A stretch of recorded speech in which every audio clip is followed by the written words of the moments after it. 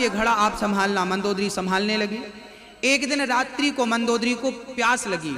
उस घड़े के रक्त को पानी समझकर धोखे से मंदोदरी ने पी लिया। और मंदोदरी ने जब संतों का वो तेज पिया, रक्त पिया, तो मंदोदरी गर्भवती हो गई। मंदोदरी ने देखा मैं गर्भवती हूं, तो रावण से प्रार्थना करी कि आप जरा गर्ज ना करिए, क्योंकि रावण गरजता था ना तो गर्भवती नारियों के गर्भ गिर जाते थे। तो रावण गरजा तो मंदोदरी का गर्भ गिरा। तो मंदोदरी ने निकाल के उसी घड़े में डाल दिया, मुंह बंद करके रख दिया। तब रावण को याद आया कि मैंने तुझे घड़ा दिया था, कहाँ है? बोली ये रखा। रावण ले गया वो घड़ा और ले जाकर जनक की जमीन में गड्ढा खोद के गाड़ दिया। अब वो घड़े में जो मंदोदरी का महीने 2 महीने का जो गर्भ था वो घड़े में था, उसका पालन पृथ्वी माँ ने करना शुरू कर दिया। पृथ्वी ने अपने गर्भ में रख लिया। और जब वो पक्का, अच्छा ये रावण ने खून क्यों गाड़ा था? कारण था क्योंकि रावण जनक से डरता था, क्योंकि जनक बड़े सत्यवादी राजा थे। यदि श्राप दे देते तो रावण मर जाता। तो रावण को लगा कि संतों को मार के उनका रक्त इसकी जमीन में गड़ाऊंगा तो इनके नगर में पानी नहीं बरसेगा, फिर ये प्रजा प्यास से तड़पेगी, फिर राजा को श्राप देके भस्म कर देगी, तो मैं कब्जा कर लूंगा। पहले का राजा ना दूसरे राजाओं पर कब्जा करने की सोचता ही रहता था, ऐसा रावण भी था। जैसे आज चाइना बढ़ता जा रहा ना, ये चाइना की स्थिति का रावण भी था। ये सबको अपना गुलाम बनाना चाहता था। तो रावण की ऐसी हरकत थी तो गाड़ दिया। लेकिन उल्टा हुआ, जब सीता बच्ची के रूप में परिणत हो गई तब जनक को सपना आया, जनक जी आप सोने का हल बनाइए और जरा जमीन में हल चलाइए। सोने के हल को चलाया तो घड़ा टूटा और एक रोती कन्या पैदा भई, नाम था सीता। तो मंदोदरी के गर्भ में थी तो मंदोदरी की पुत्री, पृथ्वी के गर्भ में थी तो पृथ्वी की पुत्री, और जनक ने लालन पालन किया तो जनक नंदिनी कहलाई सीता मैया। रावण को पता था कि सीता मेरी बेटी है, इसलिए रावण ने सीता को चुराया था, लेकिन गंदी निगाहों से नहीं चुराया था। रावण का पुतला जलाना तो मैं मानता हूं कि गलत है। रावण गलत आदमी नहीं था, मैं रावण का पक्ष नहीं ले रहा हूं, लेकिन मैं एक सच्चाई से आपको अवगत करा रहा हूं। रावण यदि बुरा था तो रावण सीता को जब ले गया था चुरा के, फिर सीता की अग्नि परीक्षा ली गई थी, तो सीता उस अग्नि परीक्षा में पवित्र थी कि अपवित्र? आप बताओ। पवित्र थी। अग्नि परीक्षा ली थी राम जी ने कि तुम परपुरुष के पास रहकर आई हो, पहले अग्नि स्नान करो। तो अग्नि ने जलाया, एक रोम तक नहीं जलाया, पवित्र थी। अब बताइए, राम जी ने रावण को मारा, ये तो राम का पौरुष था, राम का बल था। राम ने रावण को मारा, ये तो राम का बल था, लेकिन रावण के घर से सीता पवित्र आई, ये रावण की मर्यादा थी। उस रावण ने अपनी मर्यादा का उल्लंघन नहीं किया था। पहले की सीता रावण के घर में भी सुरक्षित थी, और आज की सीता पुलिस स्टेशन में सुरक्षित नहीं, रेलवे स्टेशन में सुरक्षित नहीं, गली में सुरक्षित नहीं, क्या कहें घर में सुरक्षित नहीं, और की क्या कहें। आज की सीता तो माँ के पेट में भी सुरक्षित नहीं है। मम्मी तो यहां से भी निकाल के फेंक देती, हमें भी बेटी नहीं चाहिए। तो बताओ, तब का रावण खतरनाक था कि आज का? तब का रावण तो सीता को आंख उठाकर नहीं देखता था। रावण एक बार रो रहा था। मंदोदरी बोली क्यों रो रहे हो? बोले हमें देखती नहीं एक बार भी, इतनी मेहनत से उठाकर लाए हैं। सुंदरकांड में एक चौपाई भी लिखी है। रावण बार बार कहता है, एक बार बिलोक मम ओरा, इतनी मेहनत से लाए हैं, कम से कम एक बार तो अपने बाप को देख लो। तो हम गंदी निगाहों से नहीं कि तुम हमें देखो तो प्यार हो ना, बेटी कम से कम अपने बाप को एक बार तो देख ले, एक बार तो देख। तो रावण बोला एक बार तो देख लो। तब सीता ना तृणधरि ओट कहत वैदेही, सुमर अवधपति परम सनेही, सुनो दस मुख्य खग्योत प्रकाशा। सीता जी तिनका सहारा, ये रावण आगे मत बढ़ना, ये तिनका। अच्छा वो तिनका कौन था? तिनका सीता का भाई था, क्योंकि तिनका भी जमीन से निकलता है और सीता भी जमीन से निकली, तो दोनों भाई भाई हो गए कि नहीं, भाई बहन। ये तिनके का सहारा नहीं था सीता को, सीता को तो अपने भाई का सहारा था। इसलिए हर बहन को अपने भाई का सहारा होता है, भाई का गर्व होता है, ये मेरा भाई है। हर हाल में मेरी रक्षा करेगा। तो अपने भाइयों से ज़रा कलाई में राखी बंधवाते समय उनसे कसम खवाया करो कि भाई मैं तेरी बहन हूँ, मुझे वचन दे कि आज के बाद किसी भी बहन बेटी पर तू कुदृष्टि नहीं डालेगा। जितना प्यार बहन के रूप में मुझसे करता है, देश की हर बहन बेटी को अपनी बहन मानकर इतना प्यार करेगा। किसी बहन बेटी को गंदी निगाहों से नहीं देखेगा। ये संकल्प आपको लेना पड़ेगा, तब आज की हमारी व्यवस्थाएं बनेंगी और सुधरेंगी। तो मंदोदरी के सामने रावण रो रहा था, मुझे तो देखती भी नहीं। तो मंदोदरी बोली तो एक काम करो, आप राम का मुखौटा क्यों नहीं पहन लेते? एक बार आप राम बन के चले जाओ। यदि राम बन के जाओगे तो शायद आपको सीता एक बार देख ले। रावण और जोर जोर से रोने लगा। तुम्हें क्या लगता मैं कभी राम बनकर नहीं गया उसके सामने? अरे मैं तो उस राम का मैं माया जानता हूँ, रूप बदल लेता हूँ। मैं राम के रूप में एक बार गया था, लेकिन जब मैं राम का रूप रखता हूँ ना तो मुझे हर नारी में अपनी माँ नजर आती है। क्या बताऊँ, राम के रूप में पता नहीं क्या है, जिसे देखता हूँ उसे माँ के रूप में देखता हूँ। ये राम का मुखौटा था कि राम का नकली मुखौटा भी कोई पहन ले तो उसकी बुद्धि भी और विचारधारा भी सुधर जाती थी। राम की दृष्टि में अपनी नारी ही नारी थी, बाकी तमाम नारियां मां के रूप में थीं। ये राम की विचारधारा थी। ये राम है। राम चरित्र सुनबे को, राम लखन सीता मन।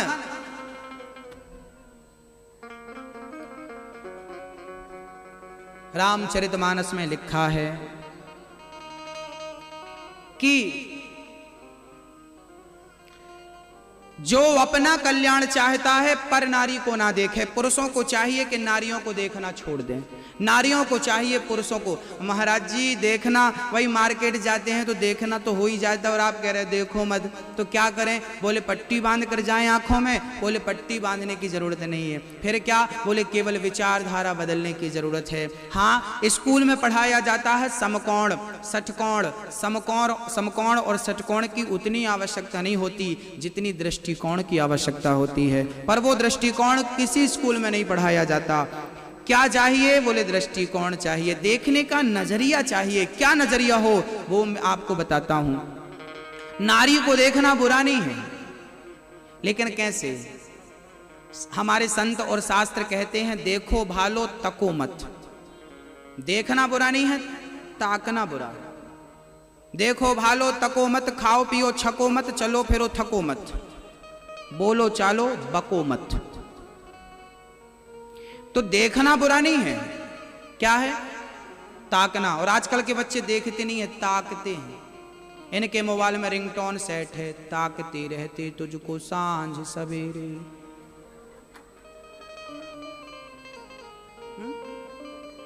आजकल के बच्चों ने रिंगटोन बना रखे हैं। तो भैया शास्त्र कहते हैं देखो पर ताको मत। तो कैसे देखें भैया? बोले हमसे उम्र में कोई बड़ी स्त्री है तो उसे देखो ना, खूब देखो। पर कैसे? जैसे अपनी माँ को देखते हो। आपकी बराबर की है उम्र में तो उसे भी देखो, पर कैसे? आपकी बहन को तो देखते होंगे ना, कैसे देखते? वैसे देख लो। आपसे उम्र में छोटी है उसे भी देखना चाहिए, घूर घूर के देखना चाहिए, पर कैसे? अपनी बेटी को देखते हो कि नहीं, वैसे देखो। फिर स्त्रियां पुरुष को कैसे देखें? बोले पुरुष को ऐसे देखें, आपसे उम्र में बड़ा है पुरुष तो उसे वैसे ही देख लो जैसे अपने पिता को देखती हो। बराबर का है उसे वैसे देख लो जैसे अपने भ्राता को देखती हो। छोटा है उसे भी देख लो जैसे अपने पुत्र को देखती हो। इस नजरिए से यदि देखना शुरू हो गया तो कौन गलत है? ना स्त्री गलत है ना पुरुष गलत है, देखने का केवल नजरिया गलत है। अपना दृष्टिकोण बदल लें तो सब बदल जाए। एक कुम्हार था, वो कुम्हार चिलम बनाता था, चिलम का कारोबार था। चिलम जानती हो मैया जी? हाँ, आप चिलम जानती हो मैया जी? जानती हो, चढ़ाती तो नहीं हो? हाँ। एक कुम्हार था, उसका काम था चिलम बनाने का, और वो अपना परिवार चिलम के पैसे से पालता था। एक महात्मा जी आए, ए पागल चिलम क्यों बनाता है? तो क्या बनाऊं? बोले समय गर्मी का आ रहा है, घड़ा बना, और जब घड़ा बनाएगा तो खूब पैसे मिलेंगे। कुम्हार ने घड़ा बनाया, पकाया, सुखाया, और बाजार में बेचा। किसी यात्री ने घड़े को खरीदा और जाकर के पानी भरा, और किसी मुसाफिर ने पानी पीकर प्यास बुझाई तो कहा कि भाई कितना शीतल जल तुमने पिलाया, अपार शांति मिल गई, आनंद आ गया इस जल को पीकर। तब उस मिट्टी से आवाज आ गई जिस मिट्टी का घड़ा बना था। उस मिट्टी ने कहा कुम्हार तेरे विचार बदले, मेरी तो जिंदगी बदल गई। क्यों? क्योंकि तू मुझे चिलम बना दिया होता तो मैं भी जलती, जो इसे पीता वो भी जलता। तूने मुझे घड़ा बना दिया, मैं भी ठंडा हूं, जो इसका जल पीता है वो भी शीतलता को प्राप्त होता है। तेरे विचार बदले थे, मेरी पूरी जिंदगी बदल गई। तो जिंदगी बदलना हो तो अपना केवल विचार बदलना होगा। दृष्टि बदलेंगे तो सृष्टि अपने आप बदल जाएगी। सृष्टि बदलने निकलेंगे तो कुछ नहीं बदलने वाला। दर्पण में आपका चित्र देखो तो यदि उसमें कोई काला काला दाग लगा है तो दर्पण का हटाओगे कि पहले यहाँ का हटाओगे तो उसका अपने आप हट जाएगा, और उसका हटाने चलोगे तो हाँ, तो संसार तो आपका प्रतिबिंब है। संसार तो दर्पण है। जब अपने आप को बदलेंगे तो संसार अपने आप बदल जाएगा। हम अपने आप को बदलते नहीं और चिल्लाते रहते हैं कलयुग है। महाराज घोर कलयुग है। कौन सा युग चल रहा है ये मैया जी? हाँ, कौन सा युग चल रहा है ये? एक बार और बता दो, हमें नहीं पता। सही बताओ, कलयुग चल रहा है ये? हाँ? ये कौन सा युग चल रहा है? कितने युग होते हैं? आप सुन रही हो मैया जी हम जो कह रहे हैं? हाँ, 4 युग होते हैं। कौन कौन से? सतयुग, त्रेता युग, द्वापर युग, कलयुग। ये चारों युग 24 घंटे में 4 चक्कर लगाते हैं। चारों युग एक एक चक्कर 24 घंटे में लगाते हैं। 24 घंटे, सवेरे 6 बजे से लेके दूसरे दिन के 6 बजे तक। तो भैया कितना चक्कर हो गया? एक एक चक्कर। आप कह रहे हो, लोग ना दुहाई देते हैं महाराज जी कलयुग है, कलयुग। कोई कलयुग नहीं है, बदनाम मत करो कलयुग को। कलयुग बहुत बढ़िया युग है, आपने बदनाम किया कलयुग को। कलयुग जैसा कोई युग नहीं। वैसे ये कलयुग नहीं चल रहा। 4 युग होते हैं और चारों का टाइम होता है। कौन से टाइम पर कौन सा युग चलता है मैं आपको क्लियर समझाऊं, आप बहुत ध्यान पूर्वक सुनेंगे तो समझ में आएगा। आप बताता हूं कि कलयुग कब चलता है, सतयुग कब चलता है, द्वापर कब। सवेरे 4 बजे से लेके सवेरे के 9 बजे तक, सुबह प्रातः काल 4 बजे से सुबह के 9 बजे तक कौन सा युग चलता है? सतयुग चलता है। क्योंकि कितना भी शराबी हो, कितना भी बिगड़ा इंसान हो, इस समय वो अच्छी बातें करता है। उसकी बुद्धि इस समय अच्छी होती है। आपने देखा होगा दुष्ट से दुष्ट आदमी, अच्छा सवेरे बड़ी शांति, बड़ी ठंडक, बड़ी गर्मी के मौसम में भी सवेरे ठंडक होती है, शीतलता होती है, सुख मिलता है, सुकून मिलता है। कितने बजे से? शाम को, रात्रि को, प्रातः काल भोर के 4 से लेकर ब्रह्म मुहूर्त के 4 से लेकर 9 बजे तक। कौन सा युग है मेरी माँ? सतयुग है। इसके बाद 9 बजे के बाद से 10 बजे से लेकर शाम को 4 बजे तक कौन सा युग चालू हुआ? त्रेता युग। क्योंकि त्रेता में राम जी कहां गए थे? वनवास। तो आप भी, आपके पति लोग भी सवेरे 9-10 बजे वनवास चले जाते कि नहीं? दिन भर का वनवास होता है। काम धाम के लिए निकलते हैं तो क्या होता है? हमारी माताएं जो काम धाम करती हैं वो भी वनवास में चली जाती हैं। शिक्षक हैं आप लोग, पढ़ाते लिखाते हैं, तो वो वनवास ही एक प्रकार का है कि नहीं? तो क्या होता है आपका? फिर वहां कर्म होता है, काम करो काम करो काम। ये कौन सा युग चल रहा है? जहां आपका कर्म आपके साथ है, वो कौन सा युग है? वो त्रेता युग है। शाम को 5 बजे से रात के 8 बजे तक कौन सा युग है? द्वापर। इस युग में क्या हुआ था? इस युग में भगवान गोपियों के संग रास रचा रहे थे। इस युग में भगवान गोपियों के साथ नाच रहे थे, रास कर रहे थे। तो कभी मक्खन चुरा रहे थे, तो कभी कबड्डी, ग्वाल वालों के संग कबड्डी चल रही थी। आपने देखा होगा शाम को ना 5 बजे जब आपका पति लौट कर आता होगा ना, जब शाम को आपका पति आता होगा तो शाम को 5 बजे से लेकर रात को 8 बजे तक पिता अपने बच्चों के साथ टाइम बिताता है। प्रेम की बातें होती हैं, पत्नी बैठी है, पति बैठा है, माँ बैठी है, सब वार्तालाप करते हैं, प्रेम भरी बातें शाम को ही होती है ना, समय निकाल के, हाँ या ना, होती हैं। कभी कभी पिताजी आओ बच्चे के साथ, शाम को मैंने देखा बहुत सारे पिता अपने बच्चों के साथ क्रिकेट खेलते हैं, तो चिड़िया बल्ला चल रहा है, ये खेल रहे हैं, चलो बेटा कबड्डी, कभी पिता ने पीठ में बिठा लिया और बैल बन के घोड़ा बन के पिता चल रहा है। ये सब नजारा शाम को ही मिलता है कि सवेरे? शाम को, क्योंकि ये लीला भगवान ने कब रची? कब रची? कब रची? ये द्वापर युग में रची भगवान श्री कृष्ण ने। तो ये कौन सा युग चल रहा है? जहां प्रेम की अधिकता हो वहां कौन सा युग है? और रात को 9 बजे से लेकर 3 बजे रात तक जहां व्यक्ति सिर्फ भोग भोगना चाहता है, अब वहां चालू हुआ ये कलयुग। याद रखना, जब आपके हृदय में, अब इसका एक दूसरा पहलू सुन लीजिए, जब आपके हृदय में धर्म जागता है तब मान लेना कि धर्म जागता है तो आप सतयुग में पहुंच जाते हैं। जब आपके हृदय में कर्म जागता है, कर्म करो, तब आपके जीवन में त्रेता युग आ जाता है। जब आपके हृदय में प्रेम जागता है तब द्वापर युग आता है, और जब आपके हृदय में वासना जागती है भोग की, तब कलयुग सवार हो जाता है। ये कलयुग का, ये सतयुग का, ये द्वापर का परिचय। ये मत गाना गाया करो कलयुग चल रहा है, अरे तो सतयुग चलाओ, द्वापर चलाओ, कीर्तन करो। जिसके घर में रोज कीर्तन होता है, रोज कथा होती है, वहां कलयुग की परछाई भी प्रवेश नहीं करती। हमारे भैया जी ने भागवत करवाई है, आप कथा में बैठे हो, कोई कह सकता है कि यहां कलयुग है? कलयुग तो बाहर रोड के उस तरफ होगा, यहां नहीं आएगा। जहां राम नाम है वहां कलयुग नहीं है। परीक्षित ने कहा था कलयुग को रहने के 4 कमरे हैं। कलयुग ने बोला था महाराज मैं 4 जगह रहूंगा। कलयुग कहां कहां रहता है? द्यूतम पानम स्त्रियः सूना यत्रा धर्मश्च चतुर्विधा, जहां जुआ होता है, जहां शराब होती है, जहां चरित्रहीन लोग होते हैं, और जहां मांस होता है, जहां ये 4 चीजें हैं, जहां भ्रष्टाचार होता है 5वां, वहां कलयुग है। शराब, जुआ, चरित्रहीनता और मांस, और 2 नंबर का काम, यहां कलयुग है। कथा कीर्तन में कलयुग नहीं होता, इसलिए मंदिर में शांति होती है। इसलिए कथाओं में आप अपने घर में इतनी देर नहीं बैठ सकती मैया जितनी देर यहाँ बैठी हैं, क्योंकि घर में कलयुग का प्रभाव है, यहाँ सतयुग त्रेता द्वापर का प्रभाव है।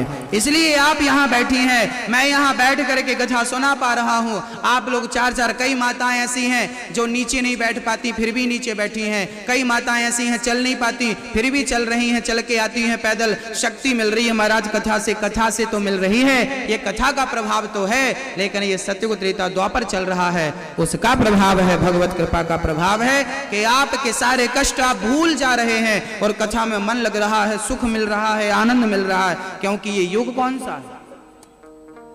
सतयुग है, त्रेता है, द्वापर। यहाँ कलयुग नहीं है, क्योंकि यहाँ किसी की दृष्टि में काम नहीं है ना, यहाँ वासना नहीं है ना, इसलिए कलयुग नहीं हो। वासना आ जाए किसी को देखकर तो फिर कलयुग चालू हो जाएगा, फिर वो आपके लिए चालू होगा। जरूरी नहीं है कि बाजू वाले के लिए चालू हो जाए, क्योंकि उसकी दृष्टि अच्छी है। तो जाकी रही भावना जैसी, प्रभु मूरत देखी तिन तैसी। कलयुग का गाना ना गाइए। भगवान सारे युगों में मिलते हैं, कलयुग में भी भगवान मिलते हैं। कलयुग में भी मन स्वच्छ हो, मन पवित्र हो। भगवान अपनी दृष्टि बदलने की जरूरत है, केवल नजरिया बदल दीजिए, भगवान मिल जाएंगे। भगवान श्री कृष्ण जंगल में गए, शेर मरा पड़ा था, जाम्बवंत जी से भगवान ने युद्ध किया। 27 दिन तक कलंक लगा तो मिटाना भी तो है। जाम्बवंत से भगवान ने युद्ध किया, 28वें दिन खूब पिटाई करी। जाम्बवंत जी चरणों में आ गए, प्रभु क्षमा करो। भगवान बोले पहले ही आ गए होती तो इतनी धुलाई क्यों होती। जाम्बवंत जी चरणों में गिर पड़े। बाद में कहते हैं मेरी बिटिया से विवाह कर लो। तो जाम्बवंत की बेटी जाम्बवती से भगवान ने दूसरा विवाह संपन्न किया। भगवान ने जाम्बवंत की बेटी से विवाह किया और मणि ले जाकर सत्यजित को दी। सत्यजित जी तुम्हारी मणि को तुमने हमें चोर बना दिया, हमने नहीं चुराई, फलानी जगह मिली, हमें चोर मत कहो भाई, मणि वापस। अब गांव के लोगों ने ताने, अरे भगवान को चोरी लगा दी, भगवान को सत्यरजत को बड़ा गंदा लगा। उन्होंने अपनी बेटी को ले जाकर कहा प्रभु मेरी बेटी से विवाह कर लो। भगवान बोले हमारे 2 विवाह हो चुके हैं पर हम विवाह नहीं करना चाहते। करना पड़ेगा, सत्यभामा बेटी है मेरी, विवाह कर लो। सत्यभामा से पूछा क्यों, हमारे 2 विवाह हो चुके, करोगी? बोले क्यों नहीं करेंगे, कर लेंगे। सत्यभामा बोली कर लेंगे। भगवान बोले तो आओ। प्रेम से कर लिया विवाह, तुरंत आग वाग जलाई, फेरे पड़े, विवाह हो गए। एक दिन अर्जुन के साथ भगवान गए, तीसरा विवाह सत्यभामा से। एक दिन भगवान अर्जुन के साथ जा रहे थे तो यमुना के किनारे एक सांवली सी लड़की बैठी थी। भगवान को देखकर चरणों में गिर पड़ी। अरे देवी कौन हो तुम? हम यमुना हैं। क्या चाहती हो? बोले कृष्ण से विवाह करना चाहती हैं। अर्जुन दौड़े दौड़े गए, प्रभु आपकी पत्नी आगे है। आगे? मेरी तो 3 पीछे हैं घर पे। नहीं ये चौथी होने वाली। कौन है? ये यमुना है। कौन हो देवी? मैं सूर्य की बेटी हूं, यमराज की बहन हूं। अर्जुन डरे, भगवान नहीं करेंगे तो यमराज ले जाएंगे। शनि की बहन हूं। अब देखो पावर दिखा रही है यमुना जी। मेरे भाई कौन है, सुन रहे हो? मना बस करो तुम, हम लगवाते हैं शनि को पीछे। यमुना जी के 2 भाई हैं, एक यमराज एक शनि महाराज, सगे भाई हैं। इसलिए दीपावली के बाद जो भाई दूज आती है उस भाई दूज को बहन भाई हाथ पकड़ के मथुरा के विश्राम घाट में जो भाई बहन डुबकी लगाते हैं यमुना में, वो कभी यमदूत के बंधन में नहीं बंधते, ऐसा शास्त्रों में वर्णन है। यमदूतिया भाई दूज कहते हैं उसको। दीपावली के बाद जो द्वितीया आती है भाई दूज, उसकी बड़ी महिमा है। यमुना जी से विवाह कर लिया, ठीक है भैया तुम डरा रही हो तो कर लेते हैं। अच्छा भगवान श्री कृष्ण के फिर साले कौन हो गए? एक सज्जन बोले महाराज हमें शनि परेशान कर रहा। हमने कहा तुम जीजा जी के पास क्यों नहीं जाते? जीजा जी कौन? हमने कहा शनि के जीजा कृष्ण। तो तुम जीजा को खुश कर लो तो साला तो पीछे पीछे घूमेगा। हाँ शनि महाराज 2 लोगों को कभी नहीं परेशान करते, जो हनुमान जी की पूजा करता है उसको और जो भगवान कृष्ण का उपासक है उसको शनि की दशा नहीं, शनि की कृपा प्राप्त होती है उसको। जो भगवान के कितने ग्रह होते हैं? 9 ग्रह होते हैं। एक 10वां ग्रह भी होता है जिसको कहते हैं अनुग्रह।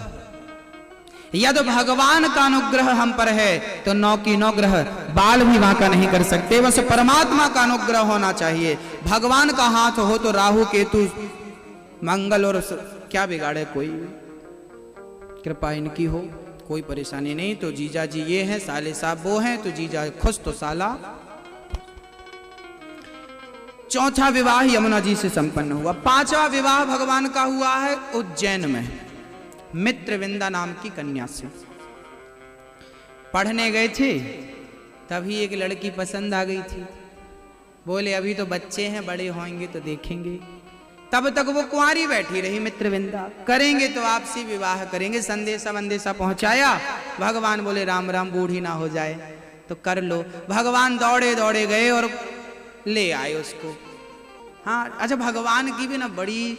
सुदामा जी कह रहे हैं तुम्हारी कितनी पत्नियां हैं?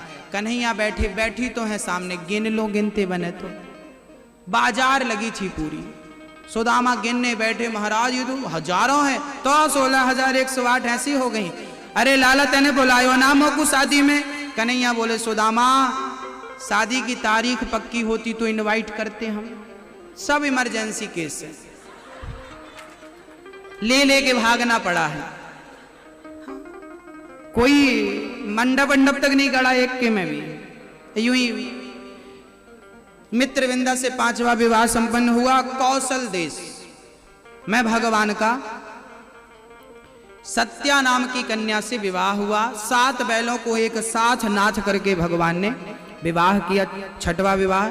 7वां विवाह भद्रा के साथ हुआ, जहां की कैकई मैया थी। भद्रा नाम की कन्या से भगवान का 7वां विवाह हुआ। 8वां विवाह भगवान का मध्य प्रदेश में लक्ष्मणा के संग हुआ। ये भगवान के 8 विवाह संपन्न हुए। भौमासुर नाम का एक दैत्य था जिसने 16,100 कन्याओं को बंदी बना रखा था। सारी कन्याएं तड़प रही थीं। भगवान ने चढ़ाई कर दी और भौमासुर को युद्ध में परास्त करके कन्याओं को छोड़ा। देवियों, किराया खर्चा हमसे लो और अपने अपने घर को जाओ। देवियां बोली, श्याम सुंदर, अब हमारा पिता हमें स्वीकार नहीं करेगा, कहेगा तुम पर पुरुष के पास रहकर आई हो, तुम्हें कौन स्वीकार करेगा। कन्हैया, अब आप हमसे विवाह कर लो। भगवान बोले, राम राम, 2-4 होती तो हम सोच लेते, जैसी 8 वैसी 12, पर तुम पूरी 16,100 हो, इतने तो घर भी नहीं हमारे पास। कन्हैया, फिर हम एक काम करो, फिर रस्सी दे दो। रस्सी क्या करोगे? बोले, फंदा बना के झूल जाएंगे, या तो फिर गोली दे दो हमें सेल फांस के, हम मर जाएं। भगवान बोले, तो फिर मरो मत, दरबार में बंसी वाले के दुख दर्द मिटाए जाते हैं, दुनिया के सताए लोग यहाँ सीने से लगाए जाते हैं। भगवान ने कहा, अब तुम्हें कोई नहीं अपनाएगा, मैं अपनाऊंगा। जिन नारियों को लोग देखना पसंद नहीं करते थे, उन नारियों से विवाह करके सम्मान के साथ उन्हें जीने का अधिकार दिया है परमात्मा ने। लोग कहते हैं भगवान ने इतने विवाह कर लिए। अरे भगवान ने ऐसी थोड़ी कर लिए, वो नारियां मर रही थीं, सम्मान कोई कर नहीं रहा था, तो उन्हें अपना मान करके स्वीकार कर लेने में क्या नुकसान है। यदि भगवान ने स्वीकार किया तो फिर आम आदमी को तो स्वीकार करना पड़ेगा, इसलिए भगवान ने उनकी रक्षा की है। भगवान कोई भोगी नहीं थे कि वासनाओं की पूर्ति के लिए उन्होंने इतने विवाह कर रखे। भगवान कृष्ण तो ब्रह्मचारी थे। इतने विवाह होने के बाद भी दुर्वासा जी एक बार गए गोपियों के पास, गोपियों से कहा कि हमें भोजन लाओ। यमुना के उस पार बैठ गए दुर्वासा जी, गोपियां थाल भर भर के जाने लगी। महाराज, नदी यमुना है, कैसे आए? तो कह दो यमुना से कि यदि दुर्वासा ने कभी दूबा के सिवा कुछ नहीं खाया तो यमुना रास्ता दे दो। यमुना रास्ता दी और सारी गोपियां दौड़ी दौड़ी आई और बाबा जी को खूब खिलाया, जबकि दुर्वासा 56 भोग खा रहे थे। और उन्होंने कहा कि दुर्वासा ने कभी दूबा के सिवा कुछ ना खाया हो तो रास्ता दे दो। यमुना ने रास्ता दे दिया। अब जाने लगी, बोली अब कैसे जाएं? तो गोपियों से दुर्वासा जी ने कहा, जाओ यमुना से कह दो कि कृष्ण यदि ब्रह्मचारी है तो यमुना जी हमें रास्ता दे दो। यमुना ने रास्ता दे दिया। गोपियां बोली, ये यमुना झूठी है, काहे का ब्रह्मचारी? 16,108 विवाह और हर रानी के 10 बेटे और 1 बेटी। 16,108 तो बिटियां थी भगवान की, बेटी और बेटे इतने सब 16,108 में सबके 10-10 बेटे थे। तो ये काहे के ब्रह्मचारी? यमुना झूठी, तुम झूठ बोल रही हो। तब दुर्वासा जी ने कहा, देवियों, यमुना झूठ नहीं कह रही है, भगवान ब्रह्मचारी हैं। जो व्यक्ति भोगों के पीछे पड़ जाए वो भोगी है, और जो भोगों में रहता हुआ भी अपने मन को पवित्र रखे, बुद्धि को पवित्र रखे, वो योगेश्वर है, वो योगियों का योगी है। यत्र योगेश्वरः कृष्णो यत्र पार्थो धनुर्धरः। कृष्ण जी योगियों के भी योगी है। तो कृष्ण में ये भाव नहीं हमें बनाना चाहिए कि उन्होंने इतने विवाह किए तो क्या ना, वो हमारी और आपकी तरह भोगी नहीं थे, परमात्मा थे, परब्रह्म थे। नदी गंगा में हजारों नाले मिल रहे हैं तो क्या गंगा की पवित्रता भंग हो गई? बताइए, नहीं ना। भगवान गंगा की तरह है, जैसे नाले का जल मिल रहा है पर गंगा का कुछ बिगाड़ ना पाए, आज भी उसका जल अमर है, ऐसे भगवान सब के बीच में रहकर भी भगवान परे हैं इन सारी चीजों से। भगवान ने भौमासुर को मारा, द्वारिका में ले जाकर भगवान ने कन्याओं से विवाह किया। एक दिन रुक्मणी से भगवान कह रहे थे, रुक्मणी तुमने हमसे गलत विवाह कर लिया, तुमने शिशुपाल से किया होता तो जिंदगी बल्ले बल्ले हो जाती, हम तो तुम्हें ले ले भटक रहे हैं। रुक्मणी मूर्छित होकर गिर पड़ी, प्रभु दोबारा मत कहना, हम तो आपके संग खुश हैं। आप कह रहे हो हम न पिता का पता, न माँ का पिता, न माँ का पता। अरे आप जगत के माता पिता हो, आपके कोई माता पिता कैसे हो सकता है? बड़ा अद्भुत दर्शन बाणासुर की बेटी उषा से अनिरुद्ध का विवाह संपन्न चित्रलेखा ने कराया। राजा नृग पर भगवान की कृपा हुई, स्पर्श होते ही राजा नृग गिरगिट की योनि से छूटकर परम धाम को चले गए। जरासंध से युद्ध करके भीम भैया ने उन्हें संतुष्ट किया और भगवत धाम जरासंध को मिला। भगवान की भक्ति कैसी हो ये सुदामा से सीखना चाहिए। आइए हम सुदामा के चरित्र की ओर चलें, सुदामा का दर्शन करें और प्रेम से सुदामा की पवित्र गाथा बड़े प्रेम से श्रवण करें। सुदामा नाम के मित्र थे, भगवान श्री कृष्ण के बड़े सखा थे, जिनके पास सुंदर दाम हो उन्हें कहते हैं सुदामा। अच्छा, सुदामा गरीब थे कि नहीं? आप क्या कहती हैं? पहले आप बता दें मैया जी, फिर हम बता देंगे। यदि सुदामा जी को कोई गरीब कहे तो फिर वो मेरी प्रश्न का उत्तर दे कि जिसके पांव भगवान ने आंसुओं से धोए और अपनी आसन पर बिठाकर इतना सम्मान दिया, वो कैसे गरीब है? धन से कोई गरीब होता है ये दुनिया के लोग कह सकते हैं, पर सुदामा धन के गरीब तो थे, ठीक है, उनके पास रोटी नहीं थी, लेकिन वो दिल के गरीब नहीं थे। पायो जी मैंने राम रतन धन पायो, मीरा ने तो राम को ही धन कहा। किसको धन कहा? कृष्ण को धन कहा है। तो हमारा धन क्या है?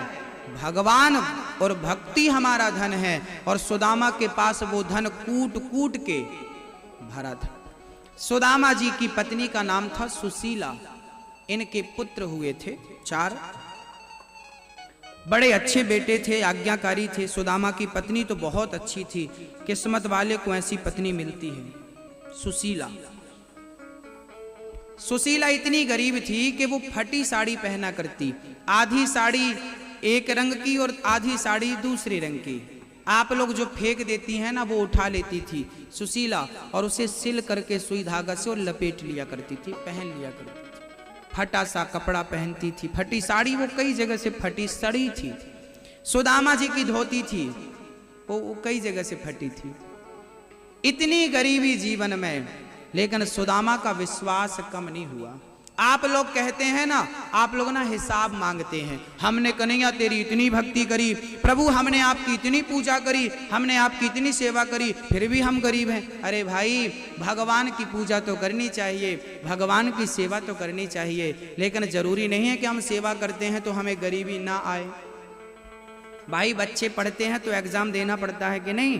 तो जब जीवन में संकट आए तो समझ लेना कि परमात्मा परीक्षा ले रहा है। इस घड़ी में आपको अपने धैर्य का परिचय देना है, इस समय में आपको अपने मन को शांत रखना है। आप परेशान मत हो जाइए, इस समय धैर्य धारण करिए। सुदामा जी गरीब थे, पर शिकायत नहीं थी कि तुमने हमें दिया नहीं, हम तुम्हारे इतने बड़े पुजारी हैं, कोई बात नहीं। अमीरी गरीबी तो भाग्य का विषय है ना, और भक्ति भाग्य का विषय नहीं है। अमीरी गरीबी भाग्य से मिलती है। संचित, क्रियमाण और प्रारब्ध, 3 प्रकार के कर्म बतलाए गए। हमने जो पिछले किया था वो आज मिल रहा है, जो आज करेंगे वो आगे मिलेगा। तो ये सुख पर लागू होता है। हमारे कर्मों के फल से धन मिल सकता है, लेकिन भक्ति कर्मों के फल से नहीं मिलती। भक्ति के लिए तो पुरुषार्थ करना पड़ता है। भक्ति तो भजन से मिलती है। गोस्वामी जी कहते हैं, बारी मथे घृत होय बरु, सिकता ते बरु तेल, बिनु हरि भजन न भव तरही, यह सिद्धांत अपेल। भजन के बिना मुक्ति संभव किसी की नहीं। कर लो प्रयास, कर लो, कोई हर्ज नहीं है, प्रयास करने में क्या नुकसान है, पर भक्ति के बिना मुक्ति संभव नहीं है। सुदामा जानते थे, जीवन को भक्ति में लगाते थे। एक दिन सुदामा जी को कुछ भिक्षा मिल गई, तो जब वो भिक्षा लेकर आ रहे थे तब उनके हाथ किसी 2 सांड आपस में लड़ रहे थे। सुदामा को धक्का मारा, सुदामा गिर पड़े और जो भीख मिली थी वो गिर पड़ी। चावल मिले थे, वो गिर पड़े तो गाय आ गई और गाय उन चावलों को खाने लगी। सुदामा जी बोले, कोई बात नहीं, इस दाने में इसका नाम लिखा था, आज जैसी हरि की इच्छा। शिकायत नहीं करी कि 4 दिन से मैं भूखा हूं और वो भी तूने गाय को खिला दिया ना, ऐसी शिकायत हम लोग कर सकते हैं, सुदामा ने नहीं। सुदामा जब घर गए तो उन्होंने अपनी झोली झड़ाई, और जब झोली झड़ाई तो उसमें से केवल 1 दाना निकला चावल का, 1 दाना। जानते हो क्या किया सुदामा ने? वो 1 दाना लिया और सुदामा जी ने उस एक दाने को पकाया और एक दाने को पकाकर तुलसी के पत्ते पे रखा और गोविंद के श्री चरणों में समर्पित कर दिया। कन्हैया, आज मेरे पास 56 भोग नहीं है, एक दाना है, वो भी तेरे लिए। सुदामा 4 दिन से भूखे थे, पत्नी 4 दिन से भूखी, बच्चे चिल्ला रहे थे, माँ भूख लगी है, माँ भूख लगी है, रोटी दे दो। पर सुदामा की गरीबी, पानी पी करके पत्नी और बच्चे रहते हैं। एक दाना मिला, वो भी ना पत्नी के लिए ना बच्चों के लिए, वो भी कृष्ण के लिए। भगवान देखना ये चाहते हैं कि आप मेरे से प्रेम कितना। ये सुदामा की गरीबी नहीं थी, ये सुदामा की परीक्षा थी। यदि जीवन में इतना संकट ना आता, इतनी परीक्षा ना होती, तो क्या सुदामा को आप जानते? क्या सुदामा को मैं जानता? क्या आज उनकी कथा में सुना रहा होता? भक्तों, गोल्ड जब गंदा होता है ना, तो शुद्ध करने के लिए उसे भट्टी पे ही डाला जाता है। ऐसे ही जब परमात्मा आपको जब आपके जीवन में कष्ट आए, तो समझ लेना कि भगवान तपस्या की भट्टी में डालकर हमें तपाना चाह रहे हैं, क्योंकि जब तपेंगे तब निखर करके सामने आएंगे। सुदामा तप रहे हैं। एक बार हवा चली तो सुदामा की पूरी पर्णकुटी, घास की कुटिया उड़ गई। पेड़ के नीचे सुदामा की पत्नी और बच्चे चले गए, रहने लगे। उस हाल में देखिए जरा, जिसका रहने का घर ना हो, जिसके पास पहनने को कपड़ा, रोटी कपड़ा और मकान आप कहते हैं हमारी जरूरत है। हमारी जरूरत क्या है? रोटी कपड़ा और मकान। लेकिन सुदामा के जीवन में इन तीनों का अभाव था। रोटी भी नहीं थी, कपड़ा भी नहीं था, मकान भी नहीं था। लेकिन इस हाल में सुदामा ने क्या किया? एक आदमी कह रहे थे, भूखे भजन न होए गोपाला, ले लो अपनी कंठी। ये 3rd क्वालिटी का भक्त है, जो कहता है कि भूखे भजन ना, ये 3rd क्वालिटी का है। सुदामा ने कभी ये नहीं कहा कि अब कन्हैया 4 दिन से कुछ नहीं बना, अब तुम्हारी भक्ति तुम रखो, अब तुमसे तुम्हारी भक्ति नहीं होगी ना। एक शिकायत नहीं। अरे जितना उसने दे रखा है, क्या वो कम है? ये मानव का चोला दे रखा है, आत्म कल्याण करने का समय दे रखा है। कल मैंने सुनाया था, मरने लगोगे तो 1-1 मिनट के लिए रोओगे। क्या वो 1 मिनट आज जानते हो 1 मिनट की कीमत क्या है? जो आदमी हॉस्पिटल में मर रहा है ना, जिसको 2 अटैक आ गए हैं, तीसरा बाकी आने वाला है, उससे जाकर पूछो कि भैया 5 मिनट की कीमत कितनी होती है।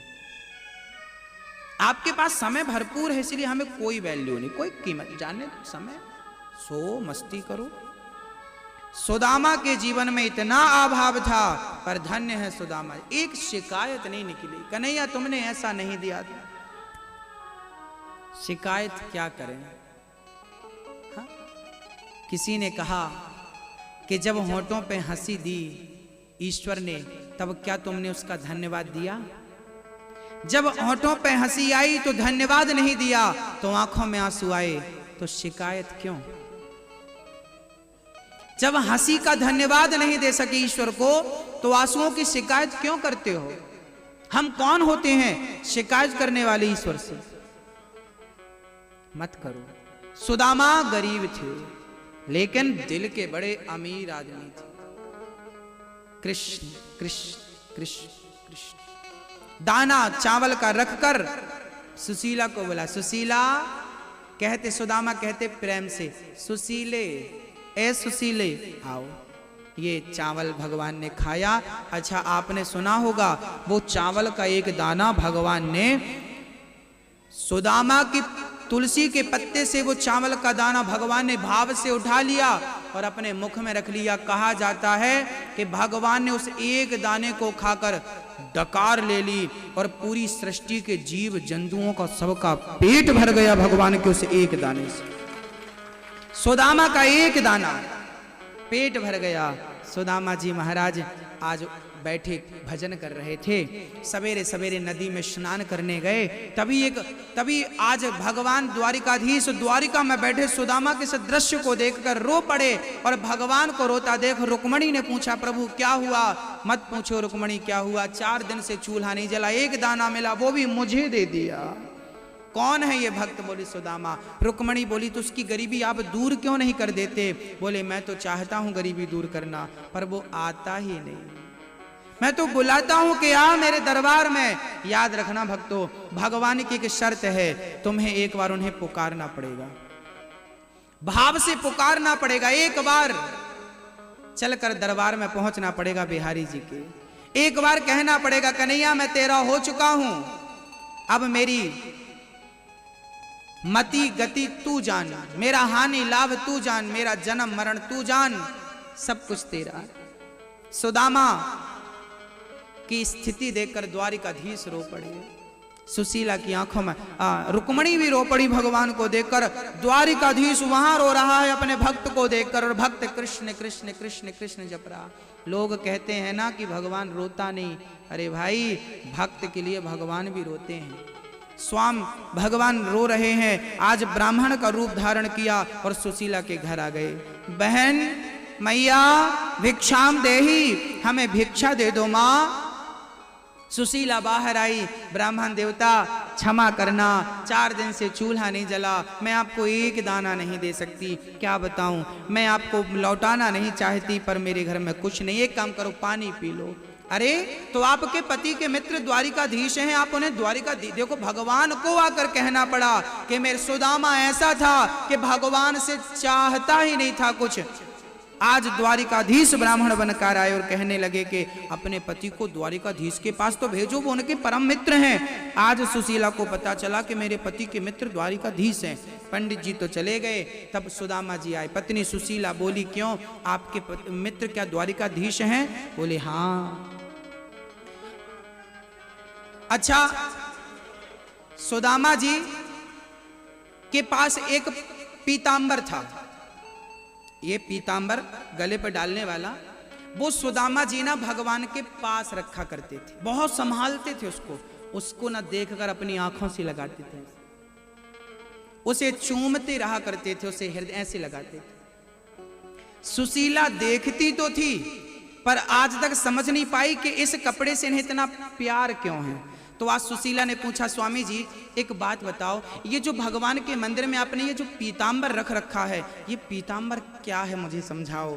तब सुदामा ने कहा कि जब हम उज्जैन में पढ़ते थे ना, तो हमारे कृष्ण ने एक दिन देखा, ठंडी का मौसम था, मैं ठिठुर रहा था, मेरे पास वस्त्र नहीं था, तो मेरे कृष्ण ने अपना पीतांबर मुझे उड़ा दिया था, मेरी सर्दी दूर हो गई।